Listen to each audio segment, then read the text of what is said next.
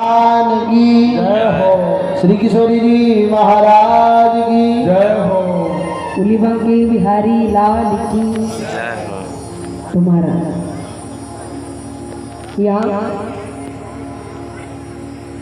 श्री शुभ जी महाराज बताते हैं,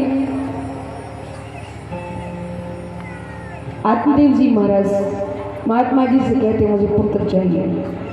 महात्मा जी कहते हैं अरे जिसका कोई नहीं इस जग में उसका मीत करेंगे, जिसको कोई नहीं उसको भगवान अपना मानते वो भगवान को अपना माने, लेकिन पुत्र चाहिए। या तो पुत्र होने का वरदान दो, नहीं तो आपके चरणों में अपने सिरों को पटक पटक कर अपनी ही आत्महत्या कर लूंगा। महात्मा जी ने कहा मुझे ब्रह्म हत्या का दोष लगेगा, ब्राह्मण की हत्या का दोष लगेगा, क्या फायदा है। जैसे आत्मदेव जी सर पटकने वाले थे, महात्मा जी ने तत्काल कहा रुको, मरना बहुत सरल है पर जीना बहुत कठिन है। अरे मरो मरो धैर्य रखो, मैं कुछ करता हूँ। महात्मा जी ने अपनी झोली में से एक फल निकाला, आत्मदेव जी को दिया, बोले सुनो अपनी पत्नी को ये फल खिला देना और भगवान कृपा से भगवत कृपा से तुम्हारे यहाँ पुत्र होगा। आत्मदेव जी बड़े प्रसन्न हुए, महात्मा को प्रणाम किया, अपने घर पहुंचे, पत्नी को कहा देवी ओ धुंधली। महाराज धुंधली अपने कार्य में लगी हुई है, कहीं लड़ाई कराना, कहीं झगड़े कराना, कहीं कुछ कहीं कुछ कहीं कुछ। आत्मदेव जी आए, हाथ जोड़कर खड़ी हो गई, बोलिए क्या कार्य है।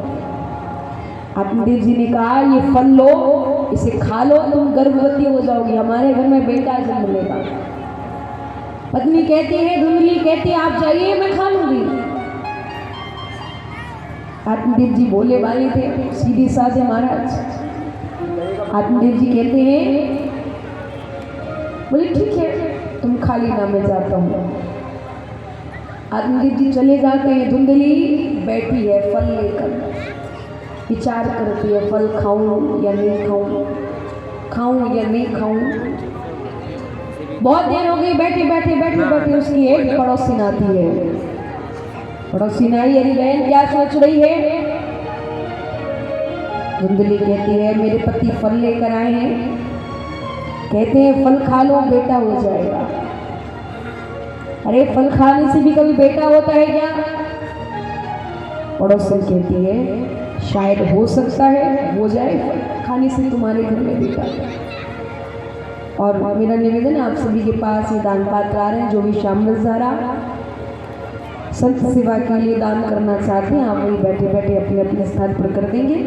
जो भी करना चाहते हैं जिनकी श्रद्धा है, यहाँ कोई उठकर नहीं आ सकते, आप अपने स्थान पर ही बैठे बैठे करते रहेंगे। दोनों तरफ आ रहे हैं, आप वही बैठे बैठे अपना अपना दान भगवान के चरणों में करेंगे। बोली भाग्य बिहारी लाल की जय हो। यहाँ महाराज धुंधली कहती है फल खाने से भी कभी बेटा होता है क्या। विचार कर रही है, पड़ोसी ने कहा अरे बहन खा ले, हो जाएगा तेरे घर में बेटा। धुंधली कहती है फल तो खा लूं, पर मैंने सुना है सुखदेव जी महाराज अपनी माँ के गर्भ में 12 वर्ष रहे। कितनी वर्ष? 12 वर्ष। अगर मेरी संतान की 12 वर्ष रह गई तो मेरा तो जीना आराम हो जाएगा, मैं तो जी ही नहीं पाऊंगी। जैसे ही कहा जी नहीं पाऊंगी, पड़ोसी कहते नहीं ऐसा नहीं होगा, तुम खा लो। महाराज फिर कहने लगी बोले खा तो लूं, पर मैंने सुना है जो स्त्री गर्भवती होती है ना उसका उदर बढ़ जाता है, उदर माने पेट बढ़ जाता है, वो कार्य नहीं कर पाती, तो मेरे घर का काम कौन करेगा। पड़ोसी ने कहा एक काम करना, अपनी ननद को 6-7 महीने पहले बुला लेना, ननद आएगी घर का काम करेगी, उसको कुछ बधाइयाँ दे देना, बस हो जाएगा उससे। धुंधली कहती है हाँ हाँ ननद को 6 महीने पहले बुलाऊंगी, तुम्हें मालूम नहीं है मेरी ननद बहुत होती है। 6 महीने की बात करती है, वो 4 दिन पहले आगे पूरा घर पर बात कर जाएगी। ध्यान टूट गया तो पड़ोसी ने कहा कि काम करना हमें देखिए आता चालू रख ले बीचों बीच फल खा ले। बोले फल तो खा लो, लाइट जला पर मैंने सुना और मैंने देखा भी है कि हमारे यहाँ कभी किसी के घर में आग लग जाती, कभी किसी के घर में लग जाती, कभी मेरे घर में लगी तो, और कहीं मैं उधर के कारण चल फिर नहीं पाई, मैं जलकर मर गई तो क्या होगा? प्रश्न देती नहीं, ऐसा नहीं होगा तो फल खा लो। बहुत समझाती है, धुंधली को नहीं समझ में आता है, पड़ोसी अंत में हाथ खा के चली जाती है। कौन कैमरा एक नंबर पड़ोसी गई, इतने में उसकी चिड़ी बहन आ गई जो नहीं चाहती थी तो देखा कि धुंधली के घर में कोई संतान जन्म ले। महाराज बोली, बहन धुंधली क्या सोच रही है? धुंधली कहती है, मेरे पति ये फल लेकर आए हैं, कहते हैं फल खा लो बेटा हो जाएगा। अरे फल खाने से भी कभी बेटा होता है क्या? चचेरी बहन कहती है, अरे तू तो पागल हो गई है, तू भी पागल, तेरा पति भी पागल। उससे बढ़िया था मोटा हो। फल खाने से बेटा नहीं होता, ये फल वल मत खाना। तुझे नहीं पता, वो बाबा लोग जो होते हैं ना, वो न जाने क्या जादू टोना करके दे गए होंगे फैक्ट्री से। धुंधली कहती नहीं बहन, कहूंगी नहीं। चचेरी बहन ने कहा, तो एक काम कर, तेरे घर में जो गाय है ना वो भी बांझ है, अगर कोई संतान होगी तो उससे हो जाएगी, वो फल तो उसे खिला दे, और मेरे यहाँ संतान होने वाली है वो मैं तुझे दे दूंगी, तू मुझे कुछ पैसे दे देना। बोले ठीक है। अब तुम्हारा दोनों ने मिलकर फल गाय को खिलाया। कुछ समय बाद धुंधली की चचेरी बहन के यहाँ एक बेटा होता है, वो लाकर धुंधली को दे गई। धुंधली ने पैसे दे दिए, चचेरी बहन का बेटा पाकर बड़ी प्रसन्न हुई, सबसे कहती है, मेरे यहाँ तो बेटा हुआ है, बेटा हुआ है, बधाई हो बधाई हो बधाई हो बधाई हो। अंग्रेजी तो बड़े प्रसन्न हुए, मेरे घर में बेटा आया है, बेटा हुआ है। कुछ दिन बाद गाय को जो फल खिलाया था, गाय ने भी एक बालक को जन्म दिया, जिसका सर्वांग शरीर मानव जैसा था, परंतु कान गाय जैसे थे। महाराज आत्मदेव जी कहते हैं, मेरे यहाँ कहा तो एक भी पुत्र नहीं थे, आज दो पुत्र आए हैं, बड़ा भाग्य है मेरा, संत कृपा हुई है मेरे ऊपर। कहने लगी, दोनों पुत्रों का नामकरण कर दो। नामकरण करने लगे महाराज। आत्मदेव जी कहते हैं, मेरा नाम है आत्मदेव, तो मैं अपने बेटा का नाम रखूंगा परमात्मा देव। जय हो। कहते हैं बच्चों के नाम अच्छे रखने चाहिए, भगवान के नाम से रखने चाहिए। धुंधली कहती है, नहीं नहीं, मेरा नाम है धुंधली, तो मैं अपने बेटा का नाम रखूंगी धुंधकारी। ऐसा ही हुआ महाराज, यथा नाम रथा गुण, धुंधकारी नाम रख दिया, धुंधकारी ही हो गया। और गाय के बच्चे का नामकरण हुआ। सर्वांग शरीर मानव जैसा, कान गाय जैसे, इसलिए नाम रखा गोकर्ण। बोले गोकर्ण जी महाराज की जय हो। कियत काले न तो जातो तरणो तनया वभो, गोकर्ण पंडितो ज्ञानी धुंधकारी महाखला। दोनों बालक बड़े हुए, दोनों ने ख्याति प्राप्त करी। एक हुआ कुख्यात, एक हुआ विख्यात। श्री गोकर्ण जी महाराज विख्यात हुए, जिन्होंने एक संत के वेश में सबको बहुत ज्ञान दिया, भक्ति के मार्ग पर लेकर आए। और धुंधकारी कुख्यात हुआ, जो महाखल उत्पात उपद्रवी। महाराज बचपन में किसी के साथ खेलने जाए, किसी का हाथ तोड़ के आ जाए, किसी का सर फोड़ के आ जाए, किसी का पैर तोड़ के आ जाए, लोग शिकायत करने आते थे, आत्मदेव जी ध्यान नहीं देते थे। अकेला ही तो है, क्या करना है करने दो। धीरे धीरे धुंधकारी बड़ा होता गया। अब तो महाराज धीरे धीरे ताश पत्ते खेलने लगा और बड़ा हुआ। जैसे जैसे बड़ा होने लगा, बुद्धि और बिगड़ती गई, मांस मदिरा भक्षण करने लगा। कभी कहीं जाए, कभी कहीं जाए। आत्मदेव जी बहुत चिल्लाए पर नहीं माने। कहते हैं बचपन बिगड़ गया, सब कुछ बिगड़ गया महाराज। आत्मदेव जी एक दिन देख रहे हैं कि उनकी रसोई घर के सामने मांस के टुकड़े पड़े, मदिरा की बोतलें पड़ी हैं। क्रोध आ गया, जोर से कहने लगे, दुष्ट, तूने मेरे भगवान के घर को नरक का अड्डा बना दिया है। अरे भगवान ने कितनी खाने की वस्तु हमें दी है, पर फिर भी तू इन सब चीजों को खाता है। मुझे कहते हुए अपने आप को बड़ा दुख होता है कि तुम मेरा बेटा है, मैं तेरा पिता हूं। अरे समझ जा। पर धुंधकारी ने सुना। धुंधकारी तत्काल दौड़ता हुआ कहता है, दुष्ट, तू मुझसे दुष्ट कह रहा है? दुष्ट तो तू ही है। ज्यादा बोलेगा एक डंडा मारूंगा, सर फोड़ डालूंगा। आत्मदेव जी ने जब ये प्रत्युत्तर सुना, बड़े दुख होते महाराज, मन में बहुत कष्ट होता है, रोने लगे। गोकर्ण जी कहते हैं, क्या हुआ पिताजी, क्यों उदास हो? आत्मदेव जी कहते हैं, मेरा दुर्भाग्य कि मेरे घर में धुंधकारी जैसे पुत्र ने जन्म लिया है। वो महात्मा जी सच कहते थे, पुत्र नहीं होगा कुछ दिन रहूंगा, पुत्र होकर मर जाएगा कुछ वर्ष रहूंगा, पर अगर पुत्र होकर कुपुत्र हो गया तो वो मुझे जीवन भर रुलाएगा। मेरे साथ ऐसा ही हो रहा है। जय हो। आत्मदेव जी कहते हैं, क्या करूं? गोकर्ण जी कहते हैं, पिताजी दुखी मत हो। कश्य माता पिता कश्य, कश्य भार्या सहोदरा, अर्थकालेन संबंध का कश्य परिवेदना। न कोई किसी की माता है, न कोई किसी का पिता है, न कोई भाई, न बहन, न पत्नी, न पति। सब जब तक अर्थ के संबंध है उसी समय तक सब कुछ है। स्वार्थ खत्म हुआ, कोई किसी का नहीं है। सुर नर मुनि सबकी यह रीति, स्वार्थ लाभ करें सब प्रीति। आत्मदेव जी को समझ में आ गया। तत्काल महाराज मन बदल गया। मन बदला, वन में जाते हैं, भागवत जी के 10वें स्कंद का पाठ किया और 10वें स्कंद का पाठ करते ही प्रभु दर्शन की प्राप्ति की इच्छा करी। आत्मदेव जी सीधे भगवान के बैकुंठ धाम प्रस्थान करते हैं। बोले आत्मदेव जी महाराज की जय हो। वैकुंठनाथ भगवान की जय हो। राधे राधे राधे राधे। आवाज ही नहीं आई, कैसी राधे राधे बोली आप लोग? थोड़ा जोर से कहिए, राधे राधे।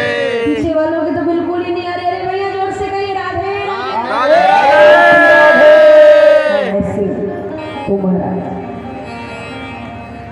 गोकर्ण जी महाराज तीर्थ यात्रा करने के लिए जाते हैं और धुंधकारी के उत्पात से बहुत दुखी है। एक दिन रोने लगी, अरे मैं अपनी चचेरी बहन की अगर आज बात नहीं मानती तो ठीक ही रहता, मेरे जीवन में ये दुख तो नहीं आता, पर दुर्भाग्य मेरा, मैंने उसकी बात मानी और मैंने फल गाय को खिला दिया। अगर मैं उस फल को ग्रहण करती तो एक संत के आशीर्वाद से मेरे यहाँ गोकर्ण जैसा पुत्र जन्म लेगा।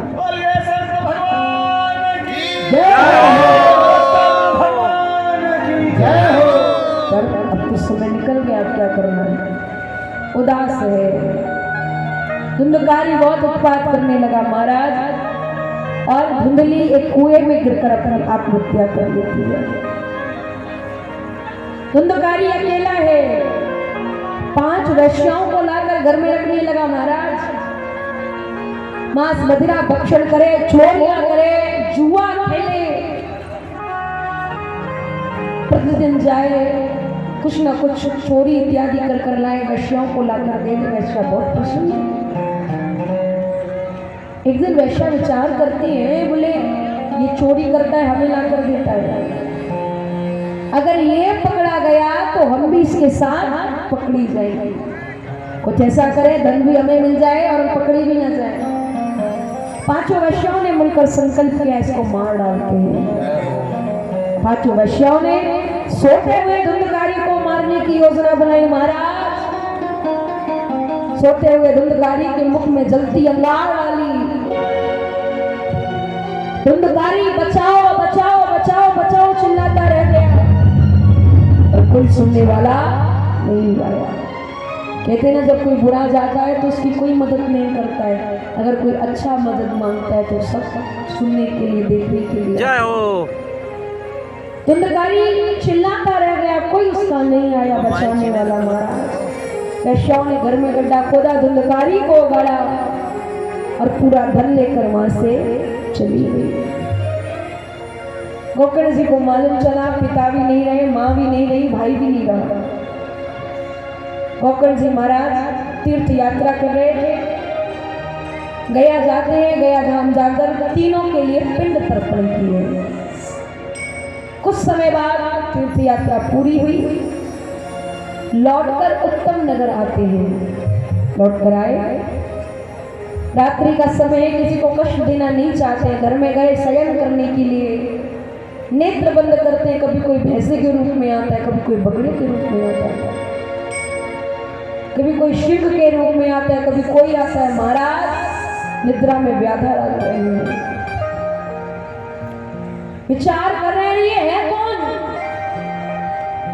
जैसे कोई आया तत्काल जल लिया, आमंत्रित करके छोड़ा, पूछा भाई कौन हो, मुझे क्यों परेशान कर रहे हो। इतने में जो कभी भैंसे बकरी के सिंह के रूप में आ रहा था, वो तत्काल कहता है अहम भ्राता तदयोस्मि धुंधकारी नामता, मैं तुम्हारा भाई हूँ, मेरा नाम धुंधकारी है। गोकर्ण जी कहते तुम धुंधकारी हो?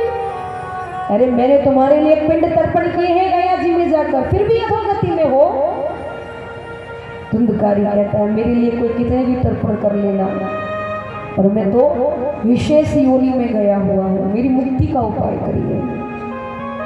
गोकर्ण जी कहते हैं धैर्य रखो, भोर होने दो, स्थान पर जाओ।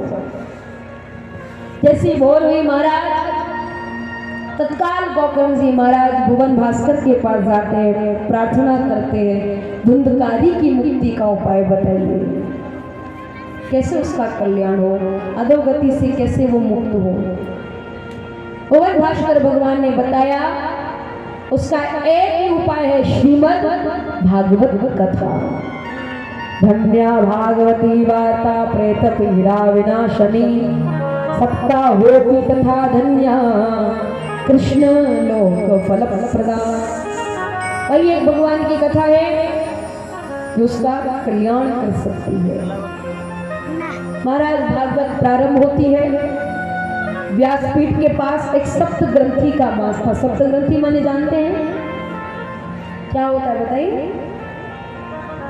सप्त ग्रंथि का मतलब होता है 7 गांठ का एक बांस था। धुंधकारी उसी बांस में आकर प्रवेश कर जाता है। पहले दिन की कथा हुई, पहली ग्रंथि फट गई। दूसरे दिन की कथा हुई, दूसरी फट गई।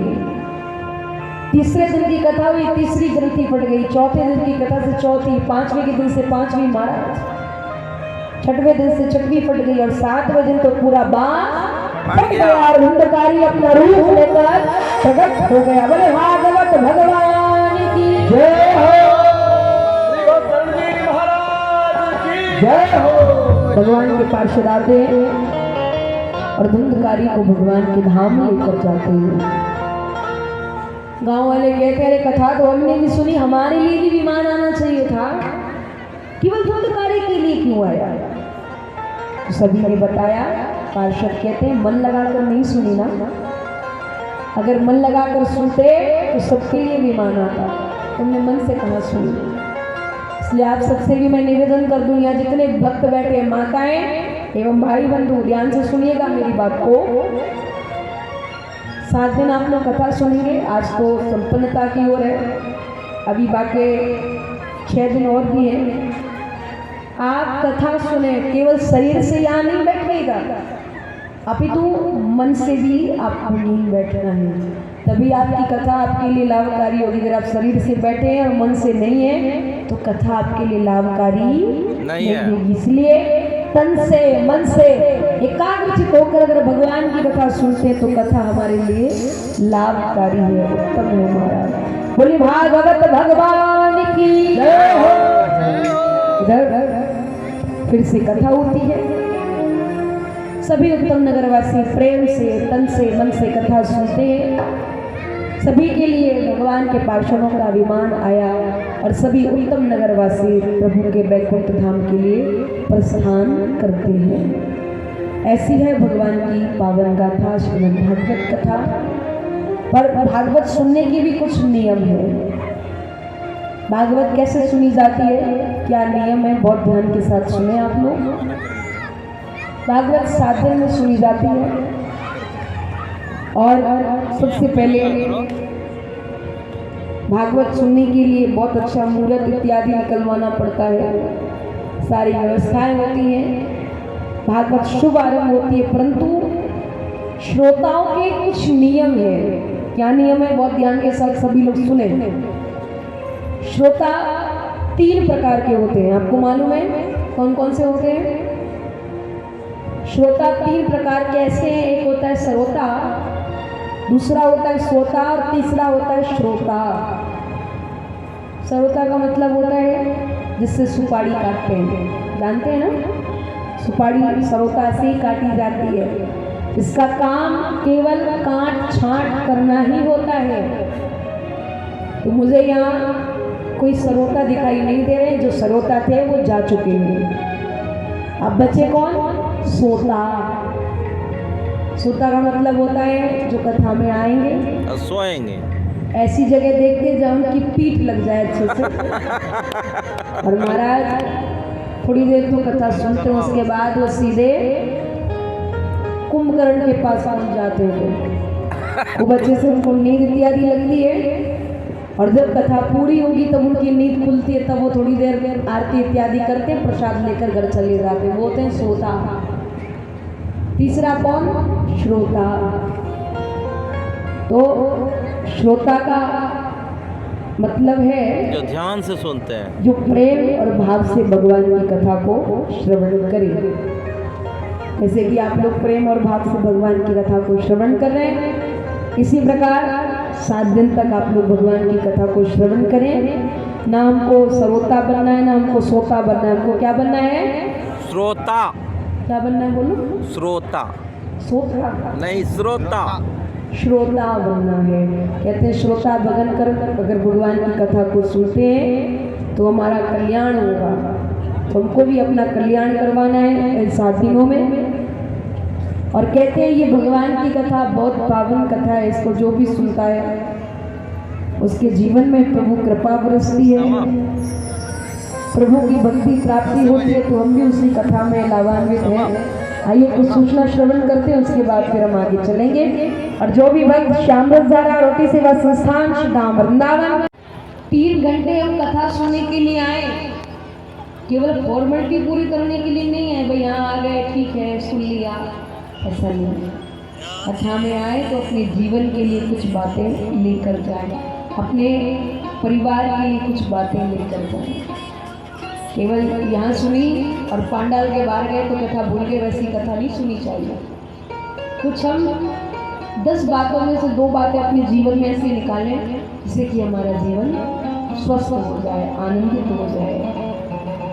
और आज के समय में ये कलयुग का दौर है, यहाँ हमको भगवान की कथा भागवत थोड़ी कमी समझ में आती है। तुलसी पिछले ताप से हरी चरिचा न छुआए।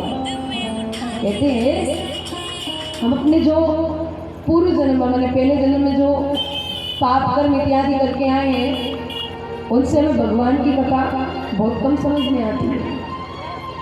तुलसी पिछले पाप से हरी चरिचा न सुहाए, बोले तो कैसे? तो बताते हैं, बोले क्या सोवे क्या लड़ मरे, या तो आएंगे कथा में सो जाएंगे, या फिर अपने किसी बगल में बैठे हुए पड़ोसी से उसकी लड़ाई हो जाएगी। क्या सोवे क्या लड़ मरे और क्या घर को भग जाएगा, या तो अपने घर लौट कर चले जाएंगे। तो ध्यान रखिएगा, ना तो हमको सोना है, ना हमको लड़ना है और ना घर भागना है।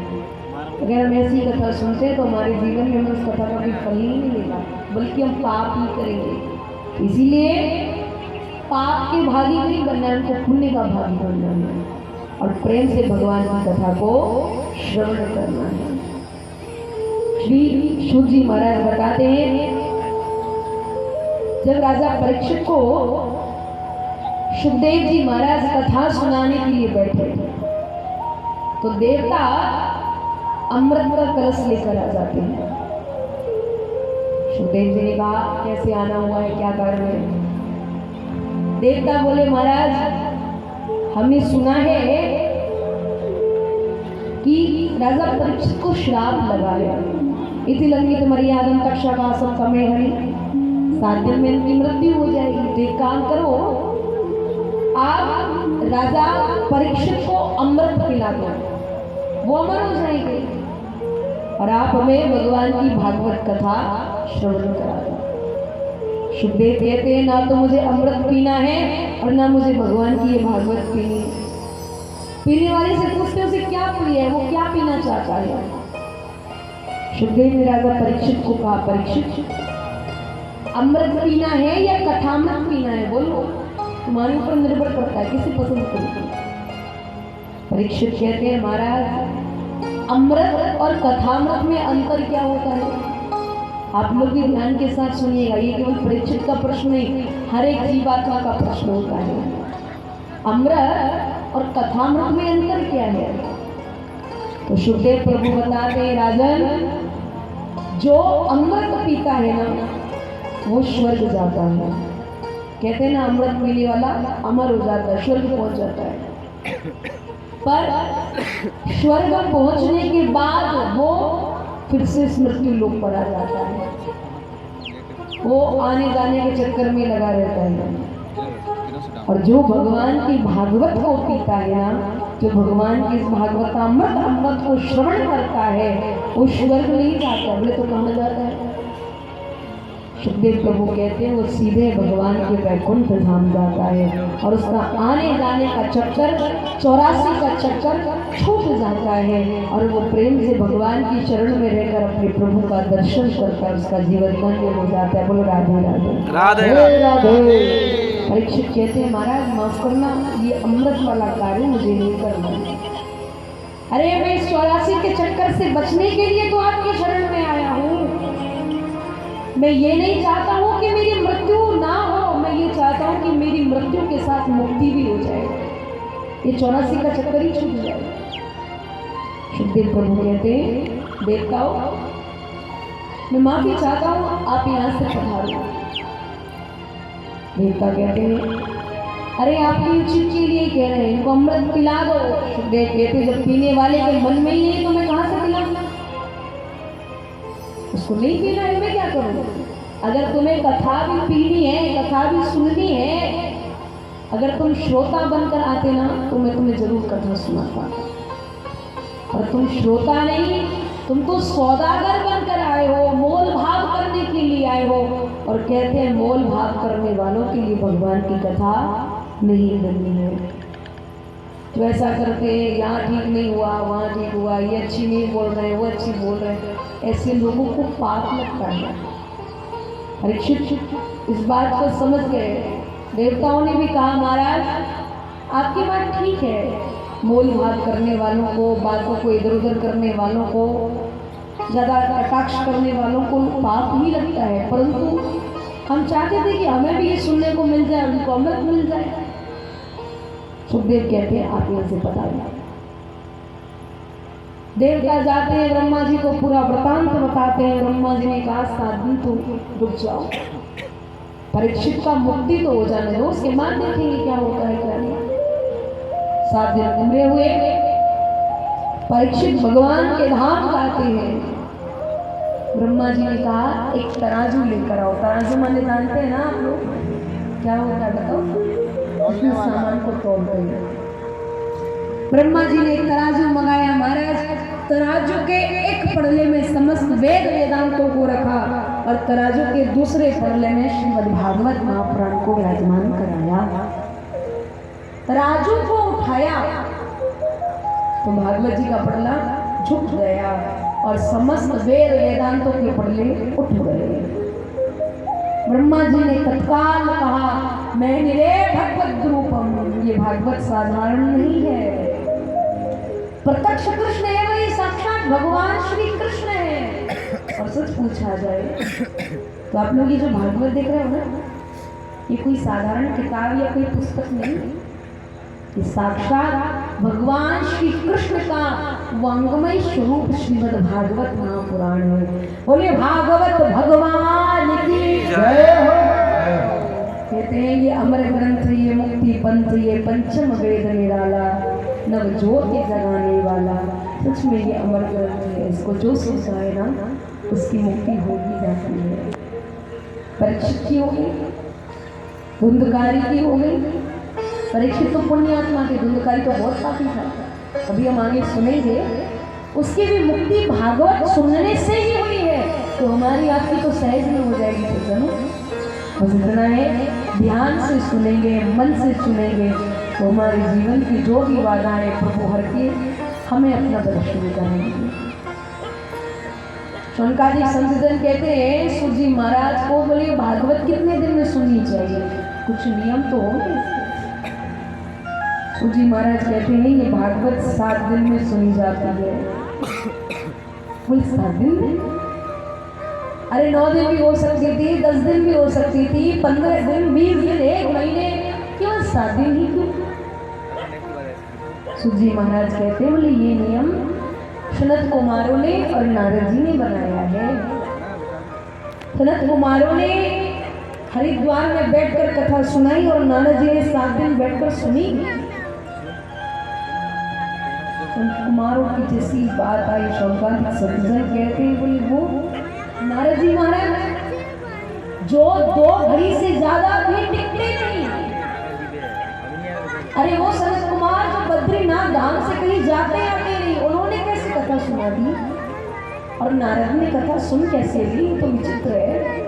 विस्तार से बताइए। सूत जी महाराज बताते हैं एकदा ही विशालाया चत्वार ऋषयो मला सत्संगार्थम समायाता नारदम। आज सनत सनातन सनातन सनत कुमार, ये भगवान श्री नारायण के जो पुत्र हैं ब्रह्मा जी महाराज, ये ब्रह्मा जी के पुत्र हैं। इनको ब्रह्मा जी ने श्राप दिया कि तुम 6-6 महीने के बालक ही बनकर रहोगे, और ऐसा ही है महाराज, बड़े नहीं होते, उतने ही है।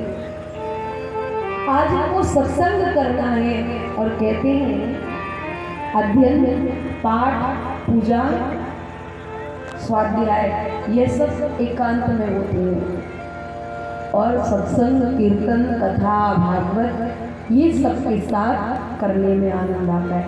अब मैं कहूँ भाई हम कथा सुना रहे हैं, केवल 2 यजमान जी बैठे रहे, दोनों दंपति बैठे रहे और कथा हो जाए तो अच्छी नहीं लगेगी, क्योंकि यहाँ कथा जो सत्संग के रूप में हो रही है, ये सत्संग अकेले में नहीं अच्छा लगता है।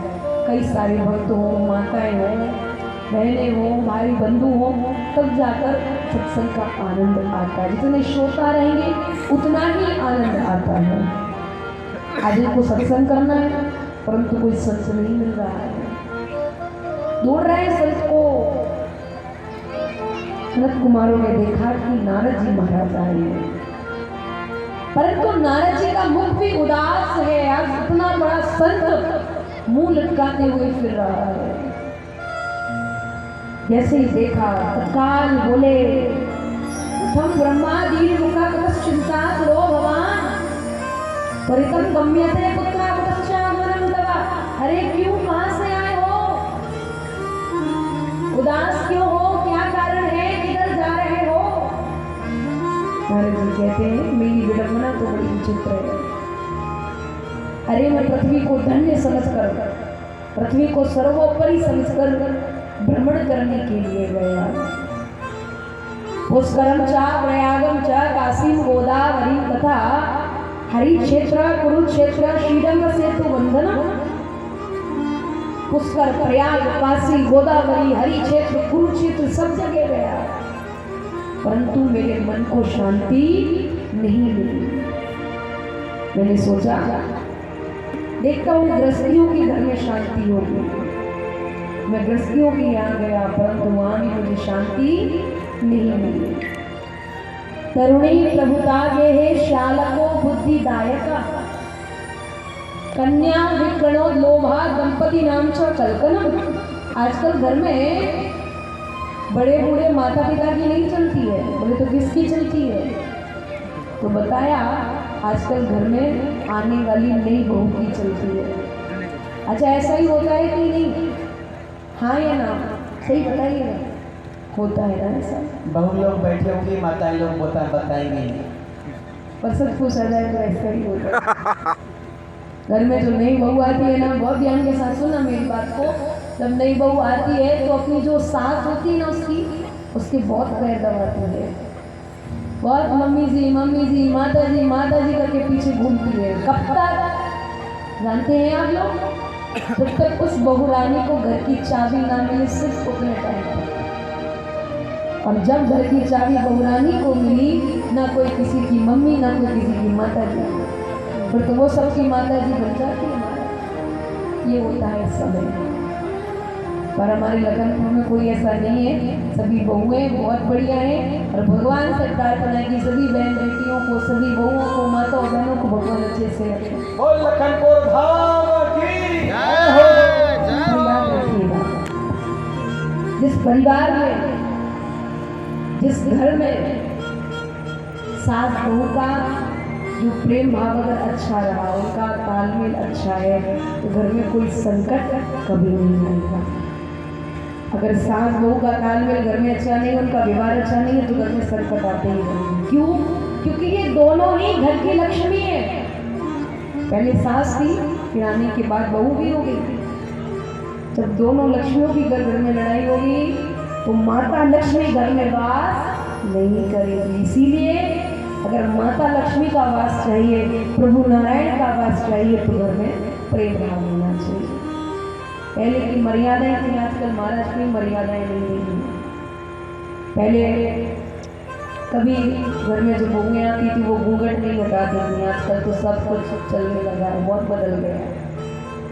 पहले न तो सास का नाम लिया जाता था, न ससुर का लिया जाता था, न पति का लिया जाता था। आज का समय बदल गया। आजकल जो घर में नई नई बहुएं आती है ना, वो अपने पति को नाम लेकर ही बुलाती हैं। ये कलयुग का दौर, मॉडर्न जमाना है ना हमारा, क्या किया जाएगा? पढ़ी लिखी पीढ़ियाँ आ गई हैं ऐसी। पहले ऐसा था कि ससुर का भी नाम लेना वर्जित था। एक बहुत सुंदर प्रसंग आपको मैं बता दूं। एक पढ़ी लिखी लड़की का विवाह गांव में हो गया। अब गांव में विवाह हुआ तो उस घर में रोज दही चलाई जाती थी। दही मानी जानते हैं ना, दूध दही जो होता है, माखन निकाला जाता है, रोज दही चलाई जाती थी। बहू को दही चलाना तो आता था, पर मक्खन निकालना नहीं आता था। अब बेचारी ने दही दूध चला दिया, मक्खन निकल आया ऊपर। अब गई अपनी सास को बुलाने, ले सासू माँ जल्दी चलो। सास ने कहा क्या हुआ? बहू कहती जल्दी चलो ना। सास ने कहा क्या हुआ? बहू बोली मैंने दूध दही तो चला दिया है, परंतु मक्खन निकल आया है, मक्खन को निकाल दो। सास ने कहा क्या कहा? बहू कहती मक्खन निकल आया है, मक्खन को निकाल दो। सास ने कहा खबरदार ये नाम कल से दोबारा लिया तो। बहू ने कहा क्यों? सास कहती तुझे मालूम नहीं तेरे ससुर का नाम मक्खन लाल है? राधे राधे। बहू बेचारी कहे हे भगवान। बोले नहीं माफ करिएगा, कल से नहीं होगी। अब महाराज मक्खन तो रोज निकालना है, दूध दही तो रोज चलाना है, रोज का नियम था। बहू चलाने बैठ गई दूसरे दिन, दही दूध चला दिया, मक्खन फिर से निकल आया। अब सास कहीं बाहर काम में व्यस्त थी, तो बहू बुलाने के लिए गई। बोले माता जी जल्दी चलो। सास ने कहा क्या हुआ? बोले जल्दी चलो ना। बोले क्या हुआ ये तो बोल, काम तो बता। बहू ने कहा वो निकल आए हैं। सास ने कहा कौन? बहू कहती है वही ससुर। सास बोली वही कौन? बहू ने कहा ये नहीं समझेगी, इसको पूरी बात समझानी पड़ेगी। तो बहू कहती है तुम्हें मालूम नहीं है मटके में ससुर जी निकल आए हैं। राधे राधे। मटके में ससुर जी निकल आए हैं। सच में महाराज पहले की मर्यादाएं अलग होती थी, नहीं लेती थी किसी का नाम। और आज का ये मॉडर्न जब आया है, जमाना बड़ा है, पर याद रखिएगा, चाहे कितना भी दौर बढ़ जाए, चाहे कितना भी मॉडर्न ज़माना आ जाए, अगर आपके संस्कार हैं तो आप कभी दुख नहीं पाएंगे, और संस्कार विहीन हो गए तो आपके जीवन में दुख आने से आप कभी नहीं बच पाएंगे। कहते हैं जहाँ सुमति तहाँ संपत्ति, नाना जहाँ कुमति तहाँ विपद निधाना। अगर विपत्तियों से बचना है तो घर में अच्छे संस्कार होने का आवश्यक है। आजकल ना तो हम बच्चों को गुरुकुल में पढ़ाना चाहते हैं, नहीं हम बच्चों को मंदिरों में भी जाना चाहते हैं। आजकल बच्चों को इंग्लिश मीडियम में पढ़ना पसंद है। हमारा छोटे छोटे बच्चे होते हैं, 5-6 साल के हुए माता पिता ने पढ़ाने के लिए स्कूल में डाल दिया, और संस्कार थोड़ी मिलेगी, वहाँ पढ़ाई मिलेगी। और पढ़ाई मिलती है, बड़ा होता है, पढ़ता लिखता है, माता पिता को भूल जाता है। इसलिए पढ़ाई है लिखाई है, परंतु संस्कार भी उसको दीजिए। संस्कार विहीन बच्चा को मत बनाइए, संस्कारवान बनाइए। नारद जी कहते हैं, बोले घर की भी परिभाषा बदल गई है। मैंने सोचा संतों के यहाँ चलूं, वहाँ शांति होगी, परंतु संतों के यहाँ भी शांति होगी। मैंने कहा, बोले ये कोठी बंगले किससे बने हुए हैं? तो सब बताते हैं, बोले कोठी बंगले गांधी जी महाराज के हैं। मैंने पूछा ये बच्चे किसके हैं? बोले ब्रह्मचारी जी के हैं। मैंने कहा इतना शोर कहाँ से आ रहा है? बोले मौनी बाबा के आश्रम से। बोले सब कुछ बदल गया है। नारद जी कहते हैं, अंत में मुझे याद आया कि मैं वृंदावन जाऊं, वो वृंदावन जहाँ मेरे कन्हैया ने जन्म लिया है, जहाँ मेरे कन्हैया ने इतनी सुंदर सुंदर लीलाएं करी है। नारद जी बोले मैं वृंदावन गया, बिहारी जी का दर्शन किया, और जैसे ही बिहारी जी का दर्शन किया मेरे मन को बहुत शांति मिल गई है। अच्छा मुझे एक बात बताइए, कितने जने जो वृंदावन गए हैं? यहाँ जो वृंदावन गए हैं हाथ उठा के बताना। हम गए हैं, ये भगवान कोई भी नहीं गए? हम गए, हम बस एक ही गए हैं। चलिए कोई नहीं, जो नहीं गए उनको हम लेकर चलेंगे। कौन कौन चलेंगे भाई सब वृंदावन? सब चल, बिना टिकट के, बिना फ्लाइट के, बिना ट्रेन के, बिना बस के लेकर चलेंगे। बोले कौन कौन चलना चाहते हैं? फ्री में, ऐसा भी नहीं लगेगा, फ्री में लेकर जाएंगे। सबको चलना है ना? बोल एक लौता बारी स्वामी वृंदावन, एक लौता बारी स्वामी। राधे राधे। वृंदावन धाम चलेंगे और प्रेम से बड़े भाव के साथ सभी गाएंगे। दिल खो गया, दिल खो गया, दिल खो गया, दिल खो गया, खो गया, दिल खो गया, दिल खो गया, दिल खो गया। बांके बिहारी श्री वृंदावन में, हाय मेरा दिल खो गया। बांके बिहारी श्री वृंदावन में, हाय मेरा दिल खो गया। अच्छा जो वृंदावन चलना चाहते हैं वो अपने स्थान पे खड़े हो जाएंगे, चलना होगा 2 कदम। और जहाँ बैठे वही खड़े होना, उससे आगे नहीं आना, ठीक है ना? झूमने में चलेंगे, क्योंकि वृंदावन वही जाते हैं जो झूमने वाले होते हैं, जो सुस्त भक्त होते हैं ना आलसी, वो वृंदावन नहीं जाते हैं। उनकी गाड़ी छूट जाती है। उनकी ट्रेन रह जाती है, जैसे हमारे राकेश भैया की रह गई थी। आइए प्रेम से वृंदावन धाम चलेंगे सभी लोग। दिल खो गया, राधे राधे।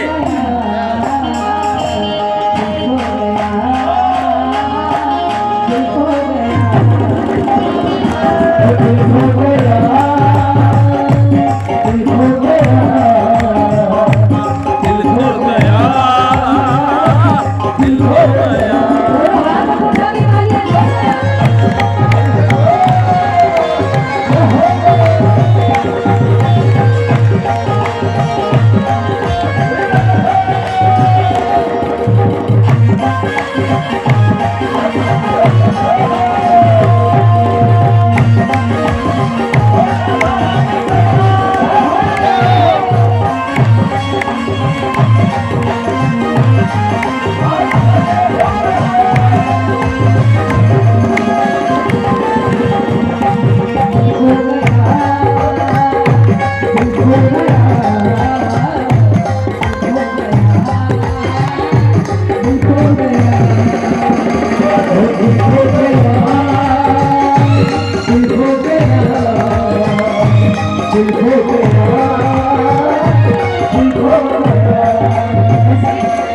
खड़े होने का कोई फायदा भी नहीं है आप लोग। मम्मी है तालियां तो बैठे बैठे भी बजा रहे क्या? तालियां तो बैठे बैठे भी बजा रहे थे ना। दोनों हाथ उठाइए और मस्ती में झूमते हुए नाचते हुए सलामत करिए।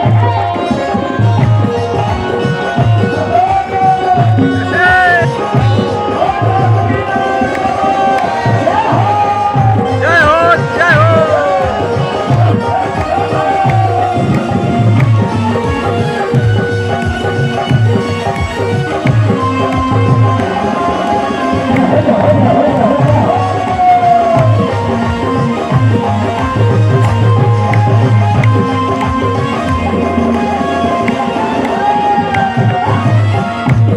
कोई यमुना किनारा है, तेरी जीवन प्यारा है, कण कण में बिहारी जी, तेरा नजारा है।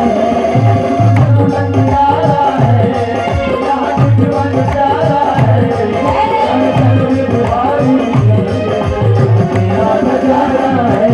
कोई यमुना किनारा है, तेरी जीवन प्यारा है, कण कण में बिहारी जी,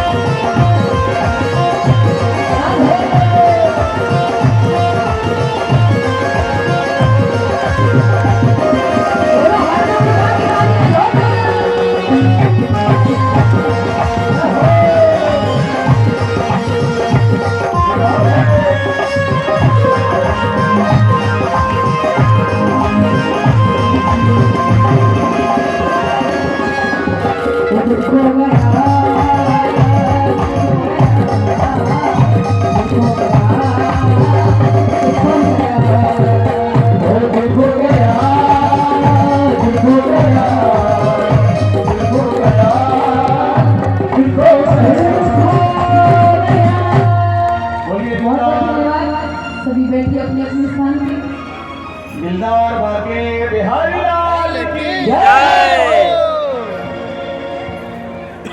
सभी जल्दी से जल्दी अपने स्थान पर बैठे और एक बार बैठकर दोनों हाथों को उठाइए,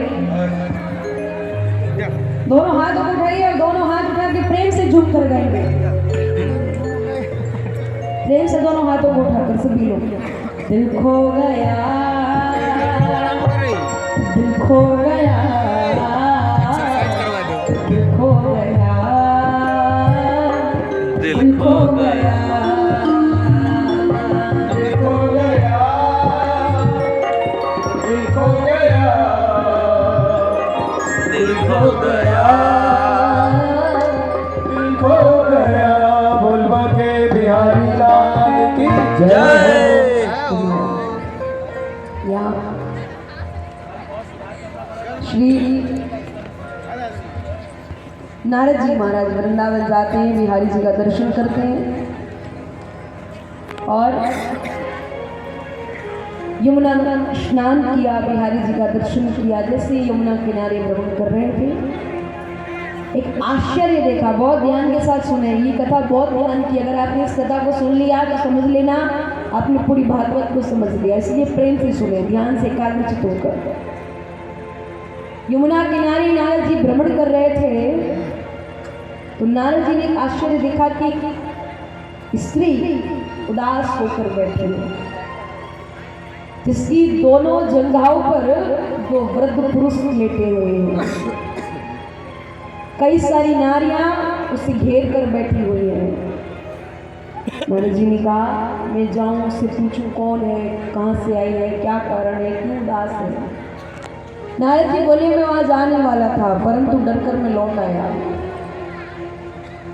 जैसे उस स्त्री ने मुझे देखा तत्काल मुझे आवाज लग गई, भो भो साधु चरम कृष्ण वंचिता कपिनाशया दर्शनम तव लोकस्य सर्वथा गहरम परम।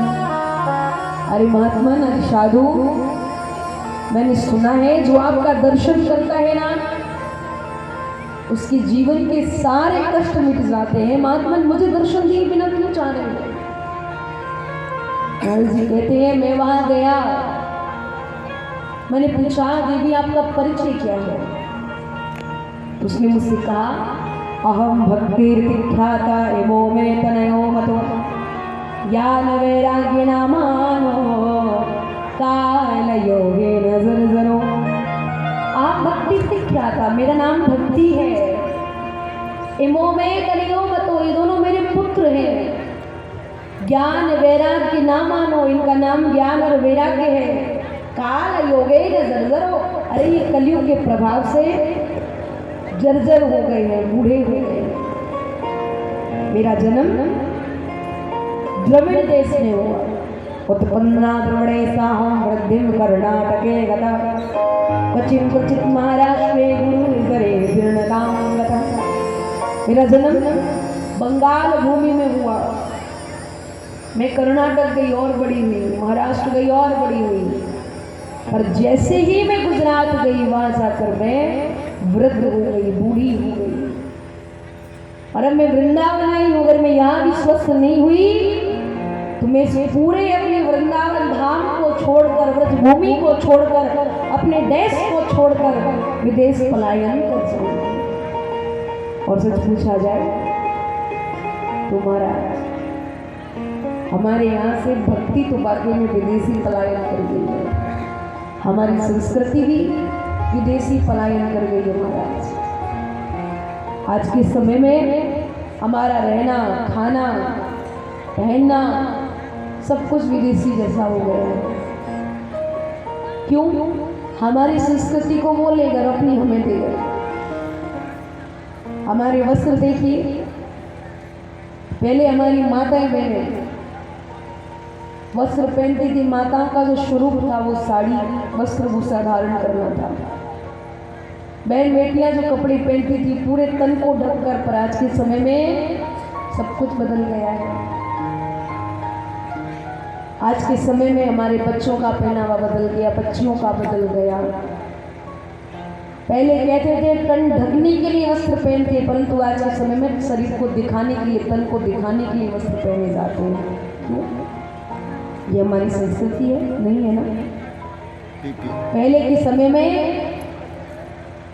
माता पिता कहते थे भाई तीज त्योहार है, कोई त्योहार है, कोई उत्सव है, बच्चों को कपड़े दिला देते, कपड़े लेने के लिए जाते थे, बहुत सोच समझकर अच्छे खासे वस्त्र खरीदते थे। आज के समय में हम लोग वस्त्र खरीदने जब जाते हैं ना, कपड़े खरीदने के लिए दुकान पर जाते हैं, तो क्या कहते हैं कपड़े वाले को? बोले वो वाला कपड़ा दिखाना जो फटा कटा हो है, कहते हैं ना। उसके कुछ नाम भी है ना, डैमेज। पहले हम लोग कुर्ता पैजामा पहनते थे, उससे पहले धोती कुर्ता, उसके बाद कुर्ता पैजामा, फिर पैंट शर्ट का आ गया, अभी हमारा जींस पैंट का चल गया है। वो जींस भी डैमेज फटी कटी, जिसमें से हमारे पैर हाथ दिखते रहे। क्या विचित्र पहनावा है। पर याद रखना, अगर हम शरीर को, तन को ढकने के वस्त्र पहनेंगे तो हम सुरक्षित रहेंगे, और तन को दिखाने वाले वस्त्र पहनेंगे तो हमारा जीवन संकट में ही रहेगा। ये हमेशा ध्यान रखना मेरी बात है। अंग्रेज लोग दीदी धोती साड़ी ले गए और फटा पैंट दे गए अंग्रेज लोग। हम लोग टीवियों के माध्यम से, मोबाइल के माध्यम से, सच पूछा जाए तो वृंदावन में बहुत फॉरेनर लोग आते हैं, देखते हैं वहाँ लोग कंठी, तिलक, और वहाँ की जो माताएं बहनें होती हैं वो साड़ियाँ, हर समय केवल भगवान का नाम गाना, मौली बांध कर रखना, तुलसी गले में धारण, तिलक, केवल हरि संकीर्तन करना। और हमारे लोगों को, हमारी बहन बेटियों को, हमारी माताओं को तिलक लगाने में भी मन में 10 तरह की बातें सोचनी पड़ती हैं। और वहाँ के फॉरेनर युवा लोग तिलक लगाना सिखा रखना, सिखा माने जानते? सिखा माने चोटी होती है, वो सच्चा वैष्णव है जिसकी सिखा है। जैसे मालूम है आपको, वो जो टीवी का एंटीना होता है, इधर है, वो एंटीना जो होता है वो टावर पकड़ता है, सर्वर पकड़ता है। मोबाइल के लिए भी हम लोग पहले ऐसे ही चलते थे, टावर में एंटीना वगैरह लगता था, वो क्या दिखा दे मास्टर टावर था, नेटवर्क पकड़ता था। उसी प्रकार ले लो वो कितना चुटिक से। आज के समय में अगर जिस व्यक्ति के, जिस भाई बंधु के सिखा है, समझ लीजिएगा उसके पास भी सत्संग का नेटवर्क है। एक बार उठा के दिखा ना, उसके सिर पर भी भक्ति का नेटवर्क है, उसके सिर पर, उसके जीवन में भक्ति के सर्वर आ रहे हैं। अगर भक्ति के सर्वर डाउन हो गए तो उसका जीवन संकट में आ जाएगा। बोलो राधे राधे, राधे राधे राधे। इसलिए सर पर सिखा, माथे पर तिलक, गले में कंठी, ये सब होना अति आवश्यक है। अपनी संस्कृति को बचा कर रखें। भक्ति मैया कहती है, वृंदावन से संयोगात् नस्तम तरुणी नवादन्यम वृंदावन तेना भक्ति नृत्य यत्र। अगर मेरे पुत्र यहाँ स्वस्थ नहीं हुए तो मैं चली जाऊंगी। नारद जी ने कहा, धैर्य रखिए, मैं कुछ करता हूँ। नारद जी ने भक्ति मैया को महाराज सांत्वना दिलाई, धैर्य रखने के लिए कहा। ज्ञान वैरागी को नारद जी महाराज ने वेद, वेदांत, गीता, उपनिषद सब सुना दिए। कहा उठो ज्ञान, उठो वैराग्य। ज्ञान वैराग्य उठते हैं, उठकर फिर से महाराज सो जाते हैं। धीरे धीरे करके फिर उठे, फिर सो गए, फिर उठे, फिर सो गए। आकाशवाणी होती है, नारद सत्कर्म सोचको नूनम ज्ञान यज्ञ स्मृतो बुधई श्रीमद् भागवत लाप सतुगीत सुखादि। अरे कुछ सत्कर्म करो, कुछ अच्छा कर्म करो। नारद जी ने कहा, ये सत्कर्म क्या होता है? आप ही बताइए सनत कुमारों, सत्संग कौन सा है? सत्कर्म क्या करूं? सनत कुमारों ने कहा, कोई सत्कर्म नहीं है, एक ही सत्कर्म है। क्या? भगवान की भागवत कथा। अगर ज्ञान वैराग्य की वृद्धता को दूर करना है तो उन्हें भागवत सुनाओ। नारद जी कहते हैं, जो काम वेद वेदांत तो नहीं कर पाए वो भागवत कैसे करेगी? सनत कुमार समझाते हैं, बोले जो काम पेड़ नहीं कर पाते हैं, वो काम कम करता है। वेद का फल है भागवत, भागवत सुनाओ, असर होगा। नारद जी महाराज ने कहा, सनत कुमार कहते बोले जाएं कहाँ, सुनाएं कहाँ, कौन सुनेगा, कैसे सुनेगा। नारद जी ने कहा वृंदावन चलो महाराज। सनत कुमार कहते वृंदावन नहीं जाएंगे, क्योंकि हमने सुना है जो वृंदावन जाता है वो बिहारी जी का दीवाना हो जाता और लौट कर फिर नहीं आता है। जय। बोले तो क्या करें फिर? नारद जी ने कहा आप थोड़ा आगे बढ़िए, हम थोड़ा आगे बढ़ते हैं। बोले तो फिर कहाँ महाराज? सनत कुमारों ने कहा, बोले बताइए कौन सा स्थान है? नारद जी ने कहा श्री हरि के द्वार, हरिद्वार पर गंगा के किनारे सरस्वती मैया के तट पर श्रीमद् भागवत कथा शुभ आरंभ होगी। ऐसा ही हुआ।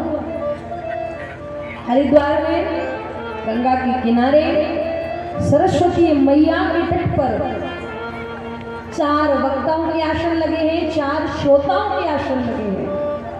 आपको मालूम है 4 वक्ता कौन है? मैंने अभी आपको थोड़ी देर पहले बताया, अभी तुरंत भी उनका नाम बताया। बताइए कौन 4 वक्ता है? भागवत सनत कुमार 4 वक्ता है, सनत, सनंदन, सनातन, सनत कुमार। 4 श्रोता हैं, भक्ति, ज्ञान, वैराग्य और नारद जी महाराज। सनत कुमार सुनाने लगे भगवान की कथा। बड़े बड़े संत महात्मा पधारे हैं महाराज, जिन्होंने कभी अपने जीवन में कंदराओं से निकल कर नहीं देखा, जो कभी भी संसार से कोई बंधन नहीं रखते हैं। केवल इतना मालूम है मैं हूँ और परमात्मा है। आज वही सब संत प्रेम और भाव से नारद जी का और सनत कुमारों का सुंदर दर्शन करने के लिए आए। कथा हो रही है, भक्ति महारानी आती है ताता थैया करती हुई।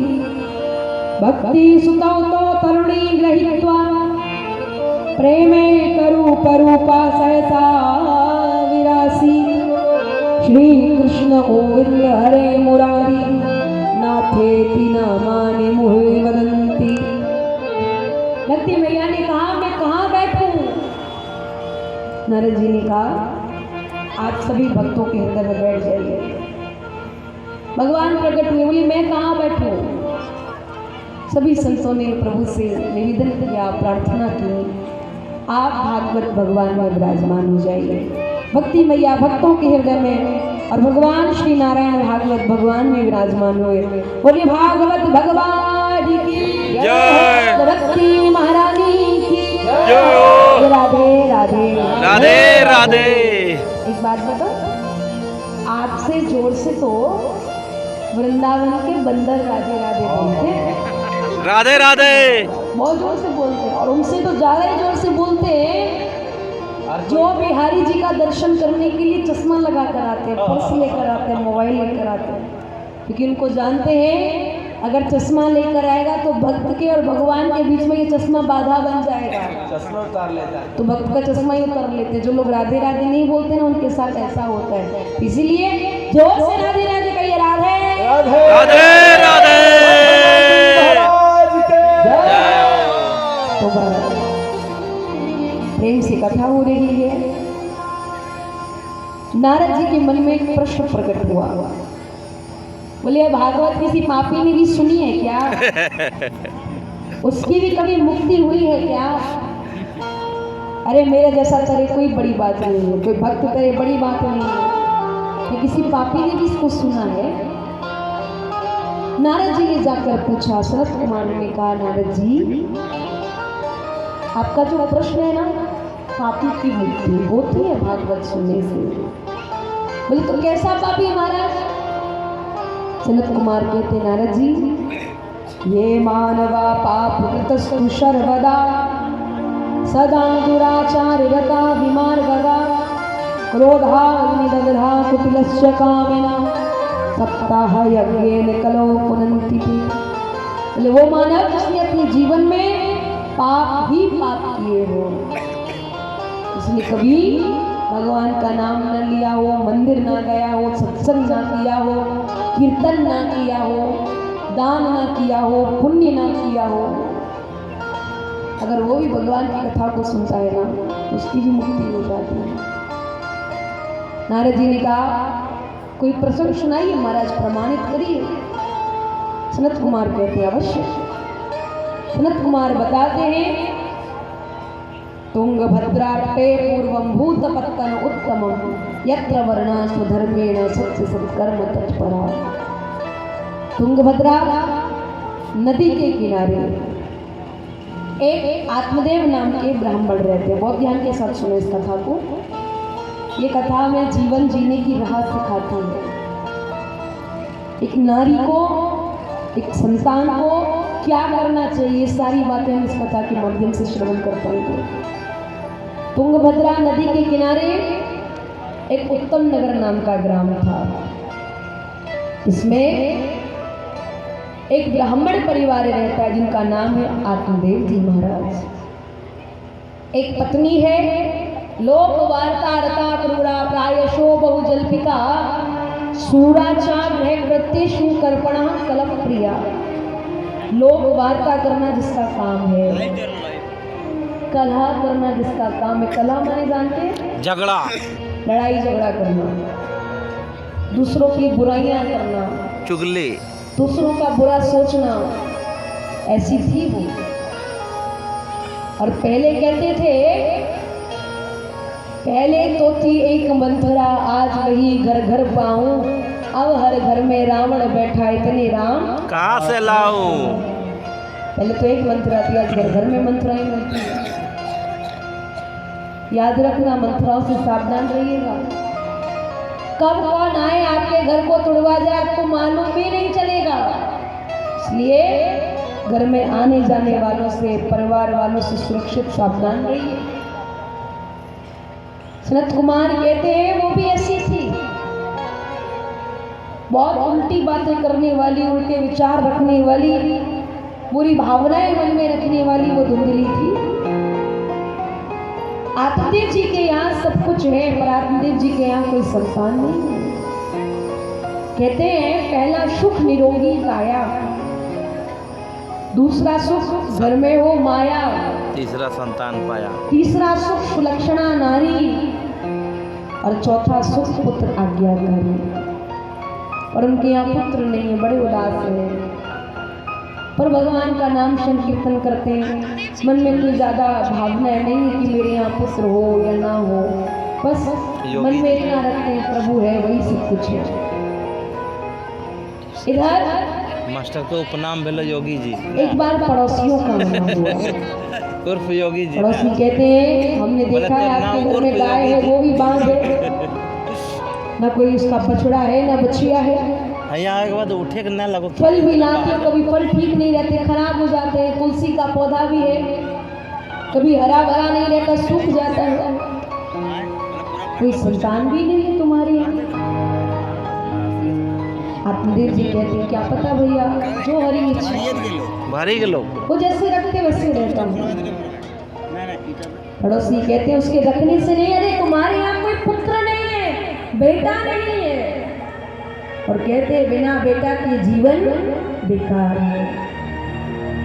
सनत कुमार कहते हैं भैया मैं पुत्र पाकर क्या करूँगा। आत्मदेव जी ने जैसे ही कहा पुत्र पाकर क्या करूँगा, पड़ोसी कहते जानते हो पुत्र के बिना वंश नहीं चलता है, कोई कुल में पानी देने के लायक नहीं रहता है। जैसे ही सनत कुमार ने नारद जी को इस वृत्तांत बताया, नारद जी के मन में तो और भावना बढ़ गई। जैसे ही सनत कुमार और आगे सुनाने लगे, नारद जी और ध्यान से सुनते हैं। आत्मदेव जी कहते हैं भैया बात तुम्हारी ठीक है कि पुत्र के बिना वंश नहीं चलता है, पर मैं तो जैसे रखते हैं वैसे ही रहता हूँ। और सच पूछा जाए, अगर आप भगवान की इच्छा से रहेंगे तो हमारे जीवन में कष्ट संकट कम आएंगे। अगर हम अपनी इच्छा से रहना पसंद करेंगे तो हमारे जीवन में दुख संकट आते ही रहेंगे। फिर से पड़ोसियों ने कहा तुम्हें मालूम नहीं तुम्हारे पितृ तुमसे नाराज हैं क्योंकि तुम्हारे यहाँ बेटा नहीं है। निसंतान बदला तो रोजे दूर रहना चाहिए, उसका मुंह नहीं देखना चाहिए, उसके हाथ से पानी नहीं पीना चाहिए। अब तो आत्मदेव जी के मन में बड़ी ग्लानि होती है, अरे मेरे यहाँ पुत्र नहीं, बेटा नहीं। वो हमा नहीं बोला। संकल्प करते हैं अगर मुझे पुत्र नहीं मिला ना तो मैं यहाँ रहूंगा, ना अपने जीवन को यहाँ रहने दूंगा, अपने शरीर को त्याग कर दूंगा, अपने पूरे जीवन को त्याग कर दूंगा। और संकल्प किया, अंजल त्याग कर दूंगा। महाराज जैसे ही गए, मन में बैठे तब कर रहे हैं, पहले दिन किया बस करके जा रहे हैं, दूसरे दिन किया, तीसरे दिन प्यास लगती है, जल पीने के लिए कुआं के पास जाते हैं, पर याद आ जाता है मैंने संकल्प किया है। बोले तो क्या करूं, पुत्र नहीं मिलेगा, मर जाता हूं। कुएं में गिरना चाहते थे, एक महात्मा आते, अरे रुको रुको, अरे ठहरो ठहरो, क्या कर रहे हो? जय हो। आत्मदेव जी ने कहा मरने जा रहा हूं। और क्या कर रहा हूं? महात्मा जी कहते मरने जा रहे हो, किसके लिए, क्या हुआ? बोले महाराज बेटा के लिए। महात्मा जी ने कहा बेटा सताता है क्या, बेटा परेशान कर रहा है क्या? आत्मदेव जी ने कहा सताने की बात तो बहुत दूर की, बेटा है ही नहीं। महात्मा जी ने कहा बेटा नहीं इसलिए मर रहे हो, लगता है ब्राह्मण हो और बहुत ज्ञानी भी हो, मस्तक देखकर मुझे मालूम चल रहा है। आत्मदेव जी ने कहा सब कुछ हूं परंतु बेटा नहीं है तो कुछ भी नहीं है। महात्मा जी कहते क्या करोगे बेटा पाकर? बेटा नहीं होगा कहोगे भाग्य में नहीं था, बस छोड़ दोगे आशा। बेटा होकर मर जाएगा, कुछ साल रहोगे, उसकी तिथि पर रोना आएगा।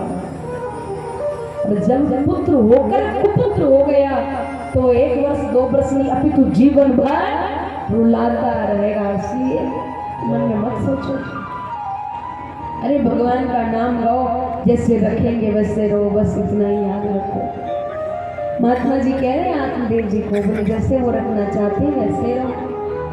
और ईश्वर वही करता है जिसमें हमारा हित होता है। और भगवान खुद भी कहते हैं तू जो चाहता है वो मैं नहीं करता हूँ, जो मैं चाहता हूँ वही तेरे साथ होता है। जैसे मैं रखना चाहता हूँ वैसे रहो तो आनंद है, अगर अपनी इच्छा से रहोगे तो दुखी पाओगे। किसी संत ने बहुत सुंदर भाव गाया है, जाही विद राखे राम ताही विद रही। आइए हम भी 2 पल भगवान श्री राजा राम का गुणगान करते हैं, फिर आगे कथा की ओर चलेंगे। और प्यारा भाव सभी लोग गाएंगे। श्री राम जी की इच्छा से रहना चाहते हैं, जो जो रहना चाहते हैं हाथ उठा के बताइए। और याद रखना अगर उनकी इच्छा से रहोगे तो जीवन में दुख नहीं आएगा, और अपनी इच्छा से रहोगे तो दुख आते रहेंगे। इसलिए अपनी नहीं उनकी इच्छा से रहेंगे, प्रेम से गाएंगे सीताराम सीता